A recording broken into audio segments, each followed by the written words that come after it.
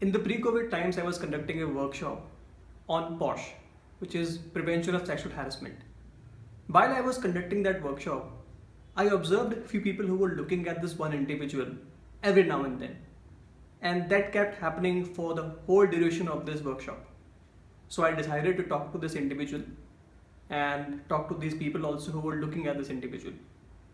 Before I could step up and talk to this person approached me and said, you know what, thank you for sharing this opportunity for us to learn about POSH.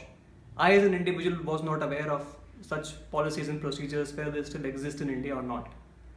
Then we spoke about POSH a little more, and we discussed about what situations are classified under POSH, how ICC is formed, and what are the roles and responsibilities of ICC members, and so on and so forth. That discussion happened for about 5-7 minutes. After that, what this person mentioned to me was surprising for me. This person said that I have been facing an issue which now I can completely say in confidence that this classifies under POSH, because now I have learned what situations fall under POSH or what could be classified under POSH. And I've been trying to talk to the people in management team and people from the HR, but they have understood the situation, but they did not take any action. So I said, see, what did you say? How did you approach them? And I asked a few questions to understand the gravity of the situation. And the details were given to me. I understood the whole situation as the person was going through. And I gave a few tips to the person, because what we usually do is when we conduct a training on POSH, we help the organization to build an ICC as well. So I told the person to go back to ICC members now and talk to these guys about it, and they'll be able to help this person in detail. And I decided to talk to this individual after about 15 days of time, because that's the usual time that ICC members take to resolve an issue.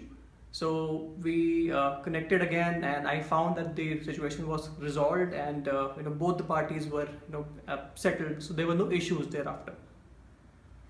But why am I sharing this story with you now? Is because there's a clear element of building culture, of approachability, and a building culture of togetherness, building culture of respect in an organization. POSH, where the term says prevention of sexual harassment, the word prevention in itself is very powerful. This whole concept, this whole policy, procedure is about prevention. It is not about taking an action after the event has happened. It is about preventing that from happening. And that's where a lot of people miss the whole concept and the whole reason for this policy to be in place. So for you, if you're watching this video, if you are a student or if you are a working professional and your organization or your education institute has POSH, go back to the POSH members, understand how POSH works, and look for people who are in ICC, which is the Internal Complaints Committee. You never know, you might as well need to consult ICC in some time or maybe a little later. But from an information perspective, I think you should be aware of how POSH functions. And for the organizations who are yet to deploy POSH as a policy in their organization, I would request you to do that immediately, because if this policy is something that you've not been paying attention to, I think it is important. If you have female staff members or male staff members, irrespective, but especially if you have female, you should have this policy in an organization. If you want my consultation, I'm around. You can contact me on the email addresses that will be given in the description box, or you could drop a message on the comment section on the video that you're watching now. If you're watching this video on YouTube, Instagram, Facebook, or LinkedIn, please drop your feedback, suggestions, and comments with your thoughts on POSH and how it has helped you in an organization setup or in an education institute setup, and what are your thoughts about the policy in totality.